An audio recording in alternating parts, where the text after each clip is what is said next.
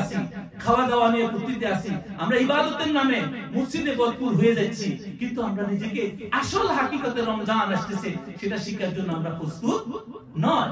আমরা আলেম ওলামা সমাজ সবাই আজকে ব্যস্ত আছি কিভাবে রমজান মাসে দুইটা পয়সা বেশি কামাইতে পারি, আমরা কিভাবে কোরআন তালিম শিক্ষা দিতে পারি। কিন্তু আলহামদুলিল্লাহ কোরআনে কারীমের তালিমাত এই রমজানের জন্যই। রমজান মাসে তো বরকতপূর্ণ, একটা শব্দের মধ্যে অনেক বরকত আছে, কিন্তু আমরা এটার সাথে সাথে এটাও দেখতে হবে যে আমি কোথায় থেকে আনতেছি, আল্লাহর হুকুমকে আমি মানতেছি কিনা।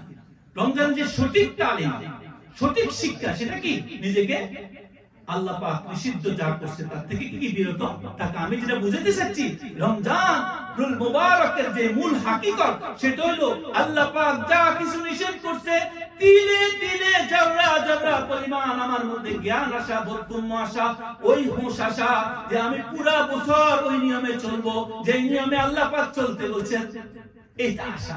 এটা নাম কি?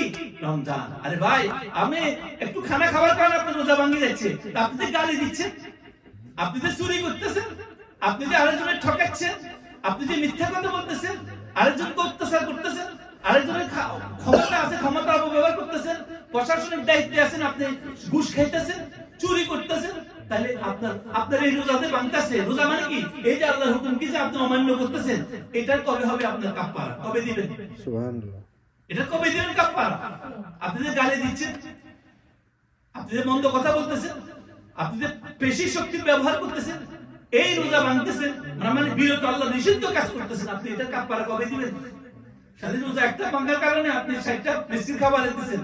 আমাদের কাছে হুজুর আমি তো পারি নাই, ভাঙে ফেলেছি, এখনটা মিসকিন দিয়ে দিব, কিন্তু আপনি যে আরো অনেক কাজ করতেছেন সেগুলোর কাফারা কবে দিবেন?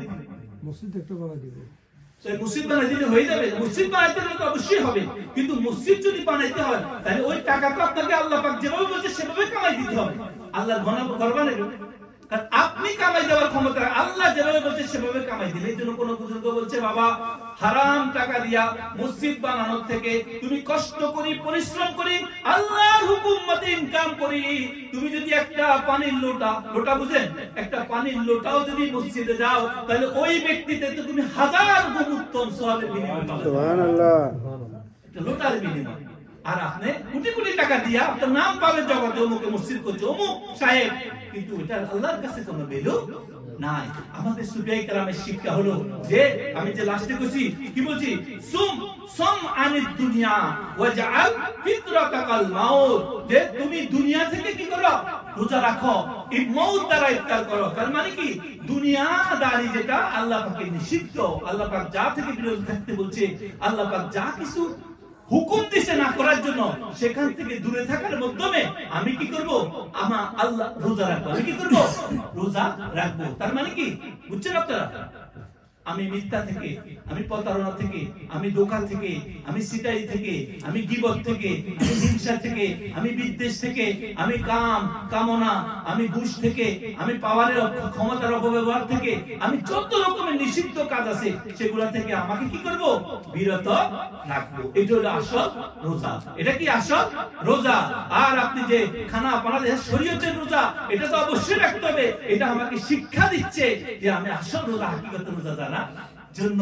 আর আল্লাহ পাক বলছে রমজান মাসে বেশি বেশি করে নামাজ পড়ো, রোজা রাখো, কোরআন তেলাওয়াত করো, বিভিন্ন কাজ করো। এটার দ্বারা মানে কি? আপনি বেশি বেশি করে আল্লাহ সারা বছর আল্লাহর ইবাদতের জন্য তৈরি হন। আল্লাহ পাক হুকুম দিয়েছে তোমাকে আল্লাহ পাকের স্মরণ করার জন্য, আল্লাহ পাকের জিকির করার জন্য, আল্লাহ পাকের ইয়াদ করার জন্য। যদি আমরা এটা করতে পারি তাহলে এই রোজার মাসের বরকত ফজিলত আমরা পাবো। বুঝে আসছে কথা?